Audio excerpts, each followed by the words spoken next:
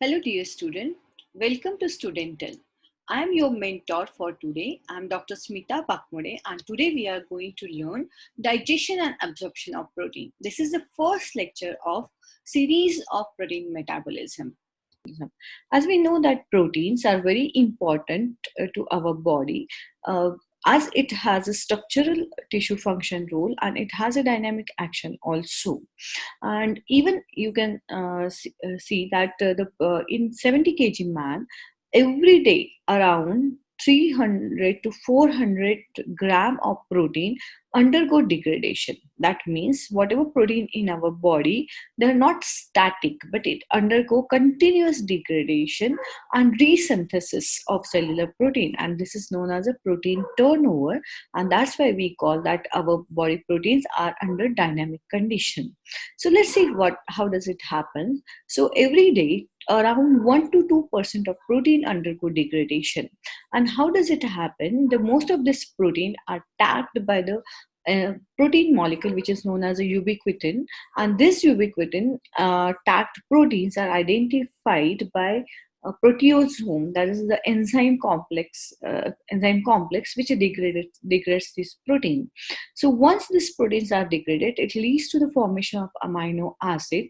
But as we all know that proteins are not a primary source of energy, so only 20 to 25% protein undergo catabolism and they are excreted in the form of urea, while 75 to 80% means major part is used, major part of amino acid is used for resynthesis of body protein. So mostly it is like the whatever amount of body protein undergo degradation, equal amount is resynthesized every day. That's why protein undergo turnover. Now let's see what are the different phases of protein metabolism. Before in last slide we have seen that the dietary protein, around every day 50 to 75 gram of protein is consumed by a person, and the breakdown of tissue protein around 300 to 400 gram per day. So catabolism of protein leads to the free amino acid in the blood, and this is known as an amino acid pool. Around 100 gram of pool is present, amino acids is present, and out of this mostly non-essential amino acids are available here, and 50% of them are glutamine and glutamic acid. So now how this amino acid from amino acid pool is utilized. So as in earlier slide we have seen, majority would be used for the synthesis of structural body protein like hemoglobin, synthesis of plasma protein, synthesis of enzyme, milk and hormones also. Apart from this, major part is also utilized for the synthesis of non-protein nitrogenous compound. Actually, these are the specialized product which contain nitrogen like hormones, choline, then nucleotide like purine, coenzyme, niacin, serotonin, melatonin, they are neurotransmitter, even heme of hemoglobin, creatine, phospholipid, and few detoxification products are again synthesized from amino acid. As we all know that amino acid, the protein doesn't have any storage form, just like a carbohydrate is stored in the form of glycogen, fats are stored in the form of adipose tissue. Proteins are, they do not have any storage form. So more after the consumption of amino acid in the formation of body protein and non-protein nitrogen substance, the remaining part, it is catabolized to keto acid, and for this catabolism, two important reaction like transamination and deamination reaction happens, and then these amino acids are converted into keto acid. But out of this keto acid also, this keto acid again combines with ammonia. Actually they are utilized to detoxify ammonia and leads to the formation of urea, and every day around 15 to 30 gram of urea is excreted in the urine. Now remaining keto acids are either oxidized completely to form ATP around 10 to 15% can be used in this way, and remaining one are used for the synthesis of gluconeogenesis, and even there is a synthesis of non-essential amino acid. And remaining amino acid, which do not have role in any of this phase, they will be excreted in through the kidney, through the urine. So every day around zero point 0.9 to 1 gram per day amino acid is excreted per day, I'm saying. And this is not this cannot be tested by the routine test what we do for the detection of protein in urine. So these are the phases of protein metabolism.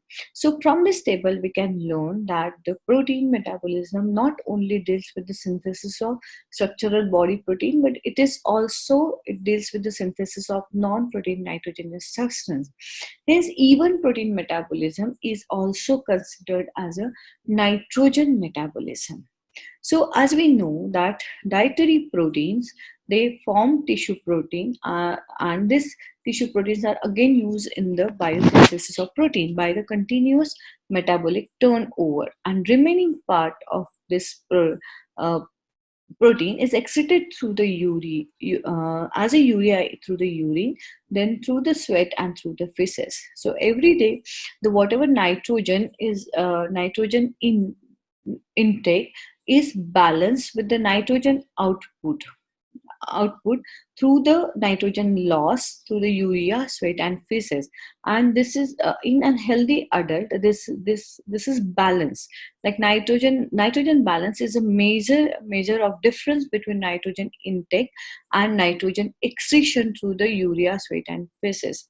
There are the condition like growing age, puberty, and even tissue repair after surgery, where most of the protein which is consumed is it is retained in our body, and it is used for the biosynthesis of the protein. And at that time, excretion of this protein, excretion of this nitrogen through the urea, sweat, and feces would be less. So, and these conditions are known to be a positive nitrogen balance. And there are certain conditions, on the contrary, like fever, starvation, and cachexia. Cachexia means decreasing body weight very rapidly. Then convulsions from major disorder, and cancer, which leads to increased metabolic cell growth. So in this condition, the dietary protein, whatever we take in our body, they are they are more excreted through the urine, sweat, and feces, and they are not utilized more for the biosynthesis of protein. So this is known as a negative nitrogen balance. When intake is when excretion is more than the intake, that is known as a negative nitrogen balance. And in health, the person should have a positive nitrogen balance. Now let's see how this nitrogen, blood urea nitrogen, is excreted through this. So total blood urea nitrogen excretion is 10 to 20 gram urea per day. Then it is excreted in the form of creatinine, which is excreted 1 to 1.5 grams per day, uric acid, which is 500 to 700 milligram per day, and even ammonium ion, which are excreted 140 to 1500 milligram ammonium ions per day. So this is about the nitrogen balance. Now after having this overview about protein metabolism, let's start the steps of protein metabolism one by one. So first and foremost is the digestion and absorption of protein. As we all know that in mouth there is no enzyme which can cleave peptide bond present. So in mouth, proteins are not digested, but protein digestion starts in the stomach and completes in lower part of the intestine. Now, can you think which are the enzymes which can digest protein? So these are the enzymes which will break peptide bonds. So these enzymes are known as peptidases. Now, these peptidases are also of two types. Exopeptidases, which will cleave external peptide bonds, while endopeptidases are the enzymes which will cleave internal peptide bond. Now, exopeptidases can again, if exopeptidases, they are acting at from amino terminal, they are known as aminopeptidases. If they are acting at carboxy terminal, they are known as a carboxypeptidases.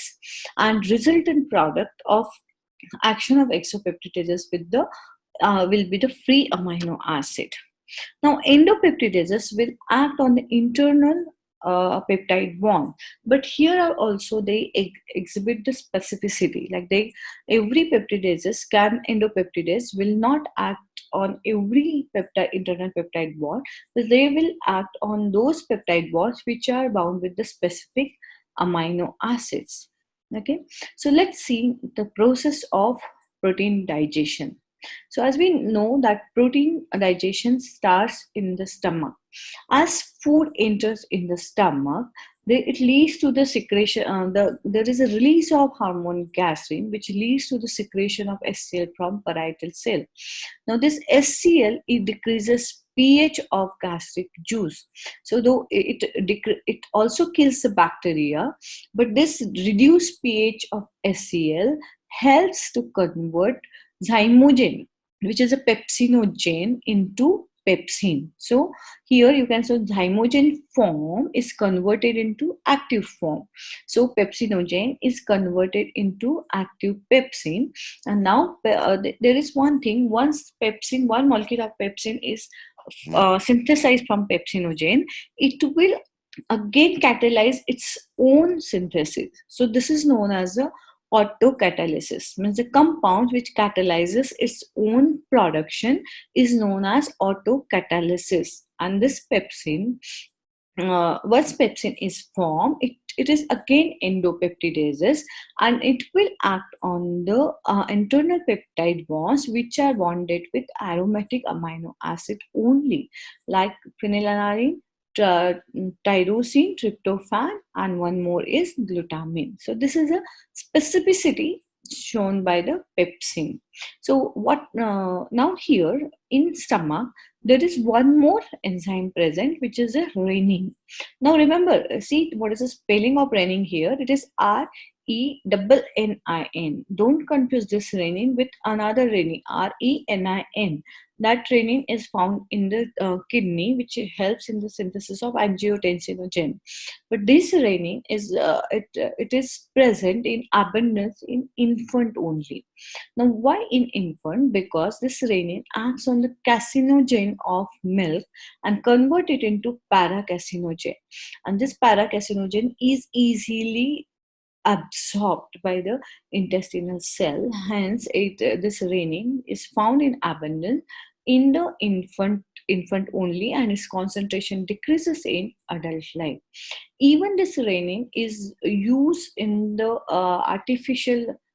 factories for the synthesis of cheese.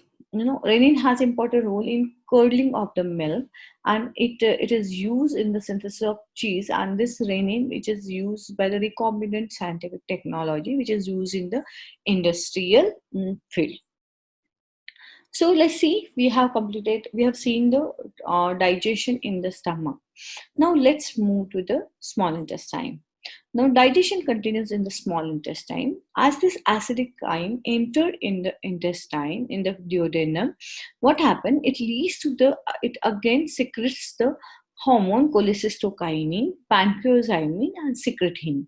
So, this pancreozymin will stimulate pancreas to secretes its enzyme, while secretin causes secretion of bicarbonate, and thereby it changes pH of intestinal juice. So let's see what happens when this acidic chyme enters in the intestine. The first molecule here is there is small molecule enteropeptidase. Now this enteropeptidase cleaves trypsinogen. Again, trypsinogen is a zymogen form, inactive form. So this enteropeptidase cleaves a terminal amino acid from the trypsinogen and converts into active trypsin. So now once, same like a pepsin, trypsin also undergo autocatalysis. So once trypsin is formed, it will again it will catalyze its own formation. And this trypsin has a bond specificity. It is again endopeptidases, but it cleaves the bonds only which are bonded by basic amino acids like arginine and lysine. Now, trypsin is an important enzyme here because this, though it undergo autocatalysis, even it acts as a common activator for other zymogen. Like this trypsin also causes conversion of chymotrypsinogen into chymotrypsin. It also catalyzes conversion of proelastase into elastase and procarboxypeptidase into carboxypeptidase A and B. So that's why this is trypsin is a common activator here. Now here I would like to tell you the one clinical application. Like this pancreatic enzymes, they are proteolytic enzyme, they are peptidases, and they have ability to digest the own pancreatic cells also. So here there is a one enzyme which is known as the trypsinogen inhibitor enzyme factor. The trypsinogen inhibitor factor, it is present in the pancreas, and it controls conversion of trypsinogen into trypsin. Sometimes there is inappropriate activation of trypsinogen into trypsin, and that leads to the autodigestion of pancreatic cell, and that leads to the pancreatitis. And most of the time it's a acute pancreatitis which is the patient has a patient experience excruciating pain in the abdomen, and the amylase value will be high in the blood. So this is because of the inappropriate and early activation of trypsinogen to the trypsin. Okay, so now let's come back that we from the clinical application. So we have seen that trypsin also, it's a common activator for chymotrypsinogen, proelastase and procarboxypeptidase. So it respectively changes it into chymotrypsin, elastase and procarboxypeptidase A and B. Now all these are again chymotrypsin and elastase are endopeptidases, and the chymotrypsin has a specificity for again few aromatic amino acids like tryptophan, tyrosine, and then phenylalanine, and even it acts on the bond which are linked with the methionine and leucine. Now elastase is again it is specific for neutral amino acid, so it acts on the bonds which are linked with the alanine, glycine and serine. Now carboxypeptidase A has a specificity for alanine, isoleucine and valine, while this B has a specificity for basic amino acid like arginine and lysine. So here we can see, apart from this, there are a few more enzymes which are present in the intestine. There are collagenase, elastocollagenase, and mucoproteinase, which acts on the respective proteins, and they cleave it into the either oligopeptide or dipeptide, tripeptide, and few amino acids are obtained.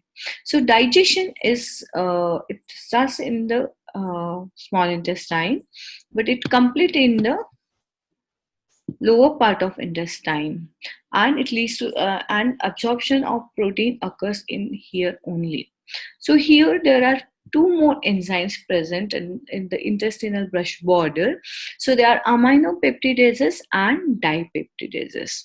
Now aminopeptidases is it has very less specificity, and it will cleave the amino acid from the amino terminal and lead to the single amino acid, while dipeptidases act on dipeptidases to form again amino acids. So as we know that in the lower part of intestine, mostly there is presence of dipeptidases, dipeptide, tripeptide or single amino acids. Now this you can see the brush border of intestine. The amino acid can be transported inside the cell, and it take different actions. Like you can say it undertake the active amino acid active transport also, like L amino acids are transported by active transport, D amino acids are transported with the passive transport, and even there is the facilitated transport is also available here. So here we can see there are different type of transport mechanism available for different amino acid. Now in active transport, this protein utilizes the same import mechanism as with the glucose, and it needs one ATP. It needs the consumption of ATP through the sodium potassium ATPase pump. Now, you can see there is one more specialized transport system which is available, which is known as the gamma glutamyl cycle or Meissner cycle. Now, here, what happens? This Meissner cycle is it is mostly active in the kidney, brain, and few part of the intestine, and it needs glutathione, which is a tripeptide presence and consumption of glutathione to this transport. And again, it is actually expensive transport because it causes consumption of 3 ATP. So most of the time it is not active, but there are certain conditions where body needs more amount of glutamine or cysteine, then only this gamma glutamyl cycle or Meissner cycle will be activated. Apart from this, there are for different kind of amino acid, there are different type of transport proteins are present, which is used to transport that amino acid. So this is about the absorption of protein. So here we have seen that only tripeptide or amino acid can diffuse inside the cell, but there are certain times where oligopeptide can also enter in this oligopeptide. They skip this enterocyte, and through the paracellular wall they will enter in the blood. So once they are entered in the blood, they causes formation of antibody. So this result into the food allergy, and this is because of uh, absorption of intact protein. But same mechanism is beneficial in case of infant. In infant, this IgA is also transported from mother's milk to the infant's blood, and that gives immunity to the infant. Hence, there it acts as the immunity booster. There are certain times the cystinuria, where cysteine is not absorbed through the intestinal cell, but it directly enter in the blood. So these are certain disorder of absorption of protein. But we can see here there is a chart which discuss the disorder of amino acid transportation and absorption here. So here there are, if there is defect in the small neutral acid amino acid transport like alanine, serine, threonine, there is no symptoms. There are no symptoms for this. But if there are certain conditions where large neutral amino acid and aromatic amino acids like isoleucine, leucine, valine, tyrosine, tryptophan, and phenylalanine, they are not transported and absorbed by the intestinal cell. And this is actually serious disorder, and this was found in the Hartnup family. That's why it is known as a Hartnup disease. And most of the time, because of decreased absorption of tryptophan, it leads to the pellagra like symptoms like dementia, dermatitis, and diarrhea. So Hartnup disease because of the deficiency of neutral amino acid. Now certain time there is, if basic amino acid like arginine, lysine, ornithine, and cysteine, if they are not transported properly, they are not absorbed, that lead to the cystinuria. And the cystinuria most of the time leads to the formation of renal calculi. Then whenever the absorption of proline and glycine is hampered, it also lead to the glycine urea. So these are certain disorders related to amino acid transportation and absorption. In next class, we will continue with the transamination and deamination reaction, which are very important um, as a part of protein metabolism, and even they are important theory point of view. So thank you. See you in next class.